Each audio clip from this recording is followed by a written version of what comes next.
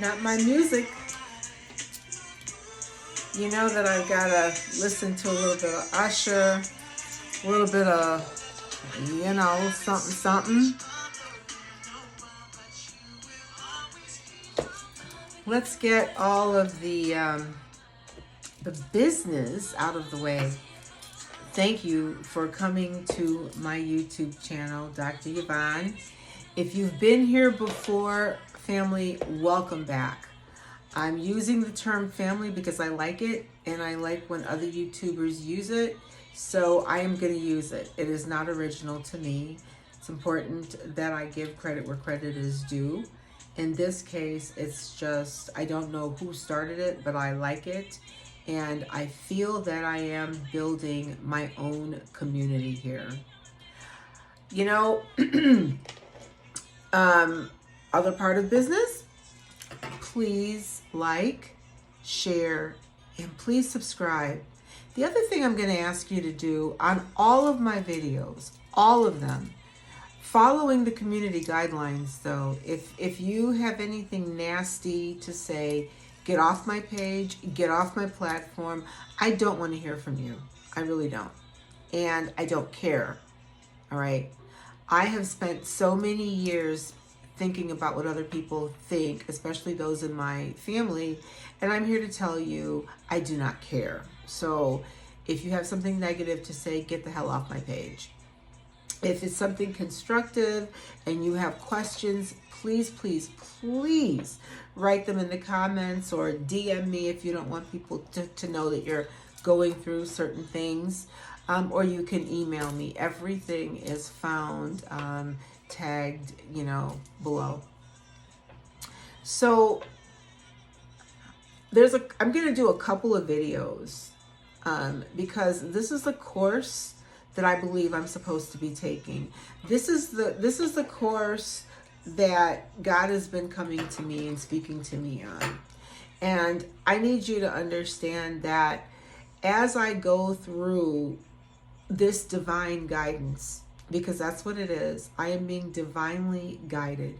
This is not something that I would intentionally go out there and start doing videos or whatever. This is something that comes from source. So as I speak in these videos, if you can follow them, great. If you can't follow them, please try, because there are no coincidences in life, ever. And if you're a believer, if you're a seer, if you know about the inevitability of meeting your creator, then this channel is for you, because I am speaking, number one, from the heart. It's not contrived. It's not written out. It's not bullet pointed. I mean, I might look at some things because I want to make sure that I make a point if Spirit has told me to make this point, and I don't want to forget. I am a 60s, 70s baby, so I might forget. But for the most part, when I start speaking to you, it's from that space of not only having to walk through what I'm talking to you about, but having to maintain my life as I know it today from these life lessons that I have been learning, am learning, and have learned. And hopefully the ones that have been horrible, I will not repeat. That's the whole part of a lesson, is that you learn from it, no matter how good or bad it is. And if it's good, then obviously you want to repeat it. If it's bad, you want to learn and you want to move on, and you want to make whatever adjustments you need to make in order for things to be positive for you.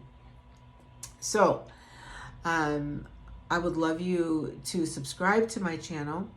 I would love you to interact with my channel and with me. If you find that you seriously need me, you need a mentor, a life coach, your dietary situation is bad, your health is bad, and there's some changes you need to make, I really would like you to reach out to me. If I'm taking on new clients at that time, I'll be more than happy to make the space. I believe my mission here in the 3D at the present moment is to help other people.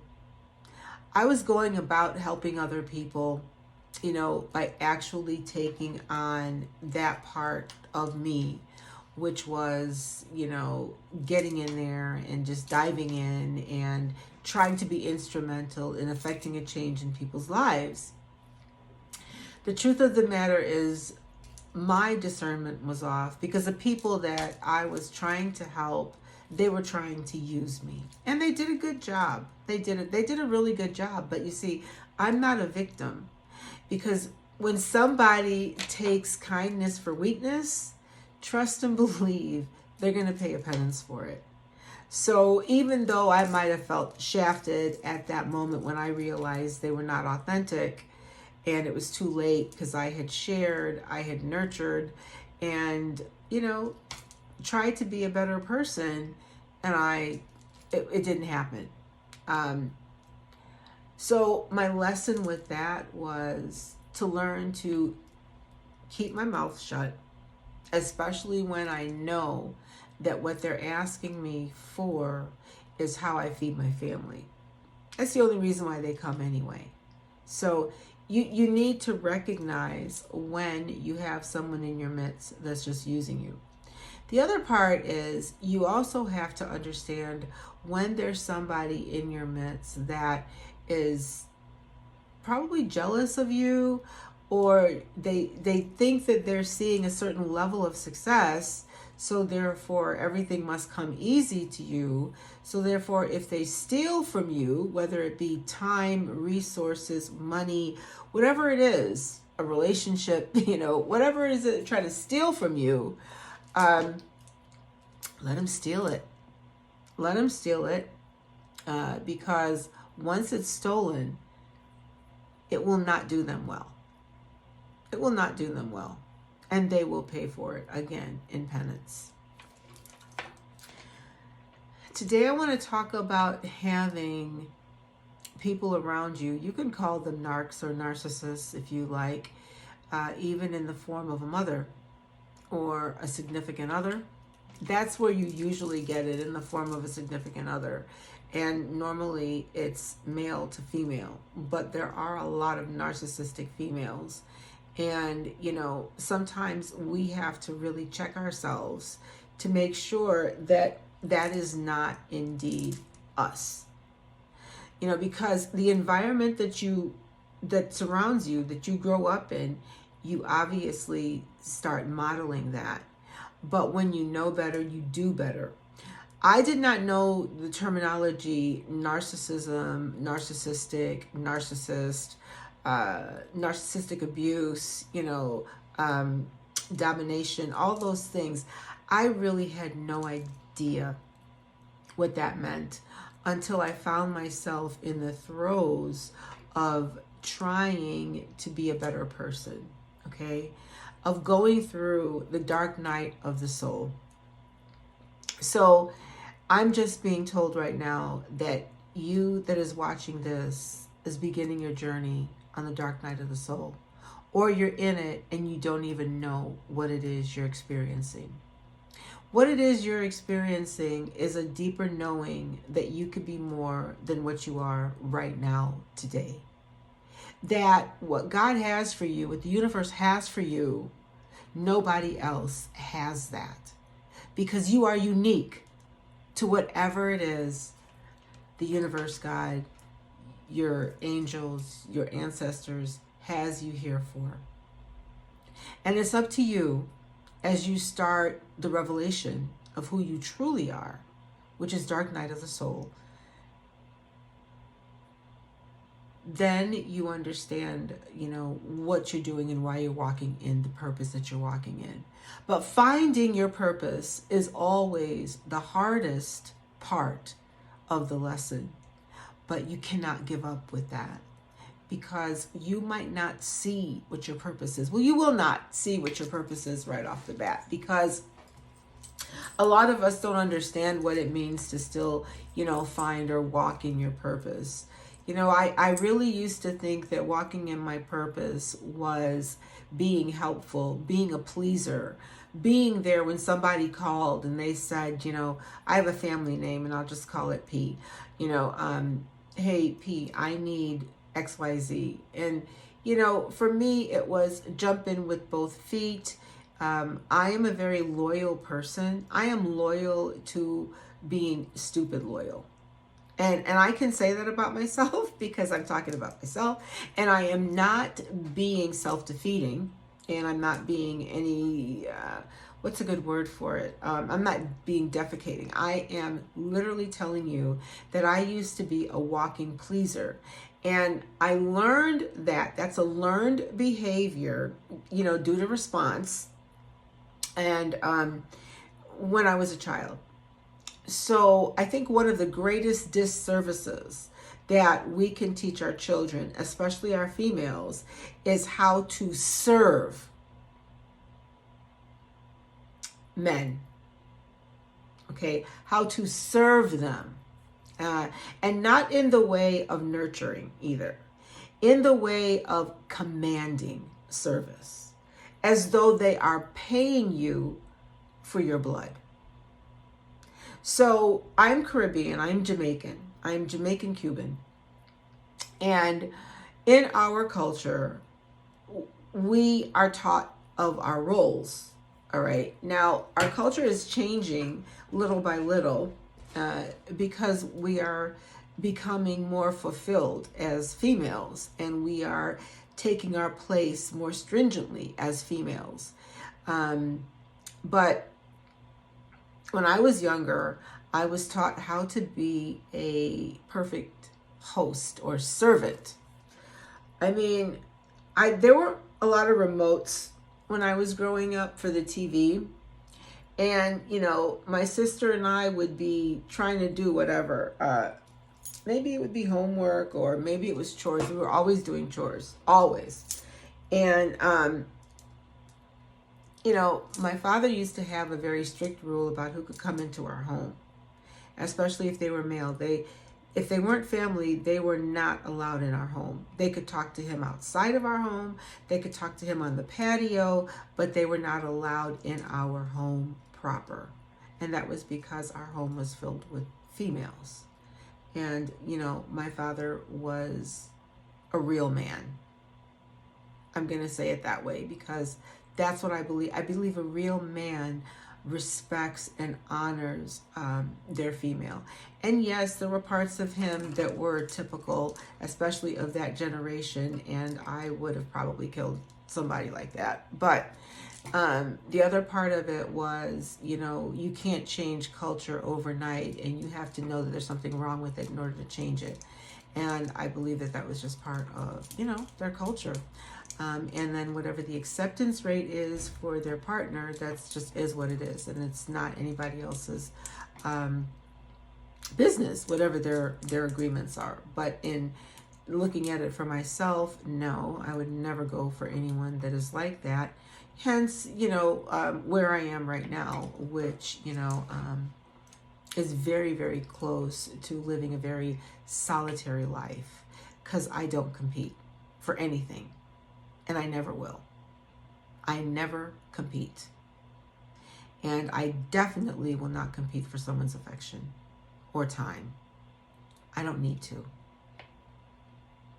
I don't need to. Realizing that you are an empress, or realizing that God made you here for a purpose, and realizing that, you know, if you're a loyal, good-hearted person and do the things that you're supposed to do, regardless of whatever life throws your way, you understand what you do and do not deserve. And so that's a little side note. But I had no idea what a narcissist was. And just a very, really brief description. They gaslight you. They pit you against other people to make you feel insignificant. They do not acknowledge the good parts of you ever. And you will never hear that from them either.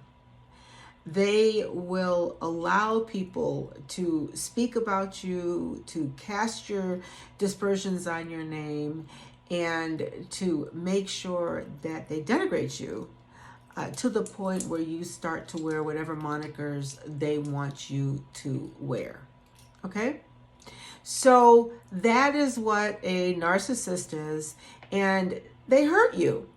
They hurt you, and they willingly, knowingly hurt you. So because they willingly, knowingly hurt you, you then start measuring your worth by the lack of worth that they show you. If you have a mind to create your own reality, as I do, in other words, your entrepreneurial spirit, even if you are a corporate person, because not everybody can be entrepreneurial. Some of us don't want to take, we don't want to take rules and regulations from other people. So we're better off served, working for ourselves, creating our own environment. And those of us who are creatives, because it's even worse if you're a creative, your mind is always going. Your mind is always flowing. And as your mind flows, you go with what it is you feel you need to go with in that present moment. And in doing that, you hope to discover yourself and what you need to know from the lesson that you've now taken on. But when you are dealing with a narcissist, even if you're in your own environment, i.e. your home, right? Your home. Your ability to be comfortable with yourself drastically changes. Whatever your reality is, it becomes grossly distorted. They want you to wear the name that they give you, all right? And they want it to be negative, all right? So the greatest female figure you can have in your life is your mother, or a mother-like person. Sometimes we lose our mothers. Sometimes we don't have a mother for whatever reason. And sometimes someone elder in our family raises us as our mother. Regardless, they have the moniker mother or mom or ma or whatever. They're the ones we look to, right? For the majority of our nurturing and our learning, because you spend more time with that mother image than you do with the father image. And the father image, especially in the Caribbean home, is the ruler, for all intents and purposes. But the puppeteer is always the woman, and she's not going to challenge her man, your father, her husband, her partner, in front of you, the child, or, the other person, the aunt, the sister, whatever. They're not going to challenge their man in front of you. But at night, pillow talk, it's a real thing. They lay down the law, all right? I never used to understand that there were certain parts of me that were wonderful. I did not get that the way I looked, the way I used my brain, the gifts that I had, in my hands, that they were anything of value. Because I was always told the opposite. Now, I'm not saying that my whole life was terrible. I'm not saying that at all, because I was very privileged. I was.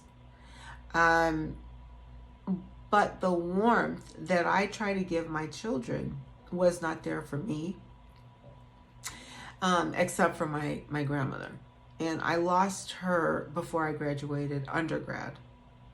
But she was pivotal in my life as far as showing affection and love. As a female, as an older female. You see, once I became a mother, once I carried my 3 children for 9.5 months, because all of them were overcooked, and I did not have my children till I was late because I never wanted to get married and I never wanted children. Now I know why I said that at such an early age. It looked like sheer torture. Nothing about it looked happy, fulfilling, or something that I would want. What looked fulfilling to me was making that money. They call it now doing the bag or the cheddar. I think the cheddar is an old saying now, but whatever it is, you know what I'm saying. The stacks, all right? I wanted that. And when you want something like that so badly, it comes from a space of lack. And, you know, in going through Dark Night of the Soul, I never realized that I was working from a space of lack because everything around me looks so abundant. But it is the underlying foundation that so-called abundance was coming from. So it was false. Because if you're abundant and you're living an abundant life, your mentality should not be that of lack. And again, you're going through Dark Night of the Soul, so you're going to be honest with yourself at this point because see, you're talking to yourself. You're writing your own letters to self. You know, you are going to be doing the victimization letters because, you know, at some point you have to realize you were victimized. You were. But it's not to the point where you're going to make up crap. You know, you're not going to do that. What you're going to do is you're going to look at the facts as you know them. Because remember, in a story, there's always three parts. There's your story. There's a story from the other person. And then there is a God's honest truth, which is what God sees, God knows. And those things will come to light in the form of karma, one way or the other. I could not understand why myself and my sister, I have one full-blooded sister, and I have a step brother and sister that are 9 and 10 years older than I am. And I grew up with them. Those are my only siblings. That's it, that I recognize. I don't recognize anything else because I don't know about anything else. I want to make that very, very clear. Because as I ascend, I don't care who comes out of the woodwork, don't do it. It's just that simple. Don't do it. You know, because I don't know you. And like I said, back in the day, you know, if the man was taking care of everything he needed to take care of, you know, then all was fair. That's what I am beginning to understand and realize. And at first I was embarrassed about it, ashamed about it, or whatever. But what I realize is no matter what the background is culturally or where you live demographically or geographically, there's certain behaviors that all men tend to levitate towards unless they have more self-respect than chasing skirts and all that kind of stuff and lying. But I never wanted marriage. I never wanted kids. When God gave me my children, and I went through those 9.5 months each, 3 times, and I went through 3 miscarriages, the worst one being at 10 weeks, because I got to hold that one, and I could not get rid of that one. But there's a love, there's a commitment, there's a joy, there is a gathering of hearts when you become a mom. Your own kid. And I'm not saying you don't get that with adoption. I'm not saying you don't get that by randomly choosing a spirit that chooses you. I'm not saying that. Because I have those kinds of commitments too. I really do. I am saying, though, there is a different infectious love that comes when you find something growing inside of you, especially when you believe that you made that person or that spirit, that soul, in love. It came out of love. All right? Not out of what some of these pastors want to tell you. And by the way, I'm a minister, so some of the things that I say in the religious sect, you'll understand. I've studied it. I have lived it. And my reality is I believe in spirituality over organized religion.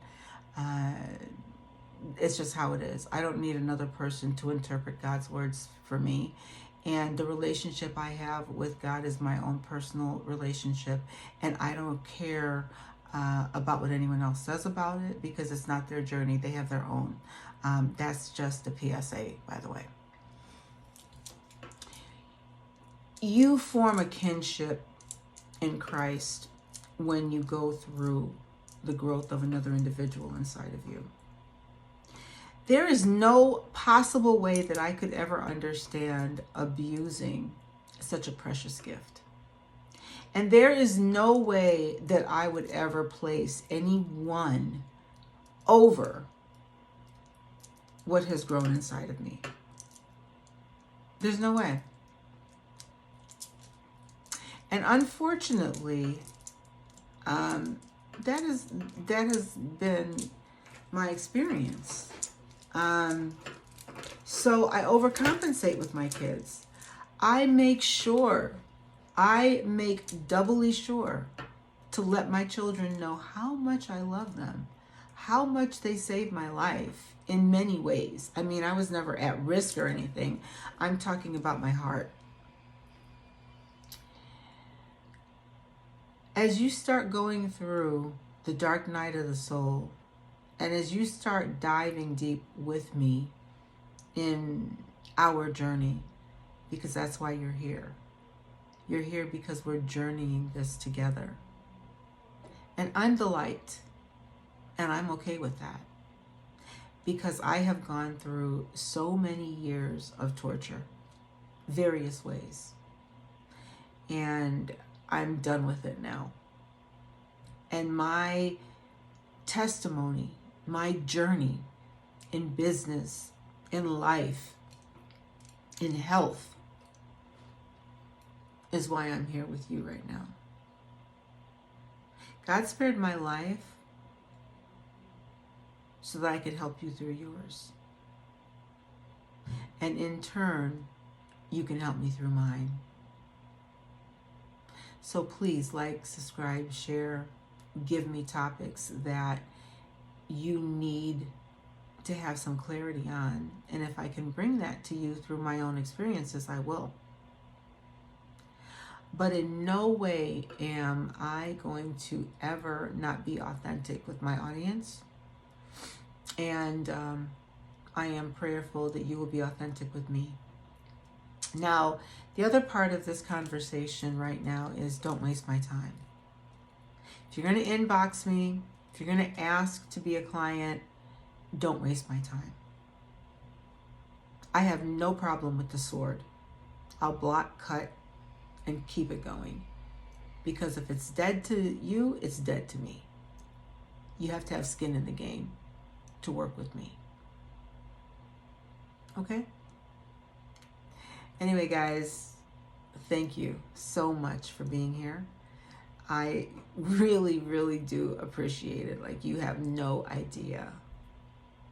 For so many years, I thought that a lot of this stuff was rambling, but it's not. It's my journey. It's why I'm here. And I'm very, very proud to be here. I am.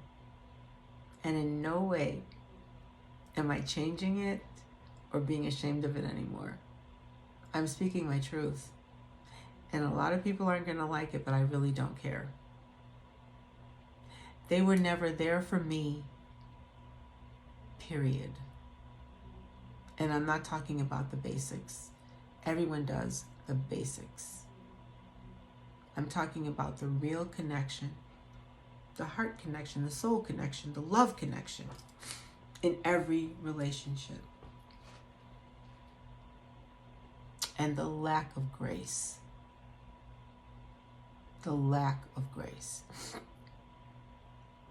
It's a reality. Now, how are you going to change your reality?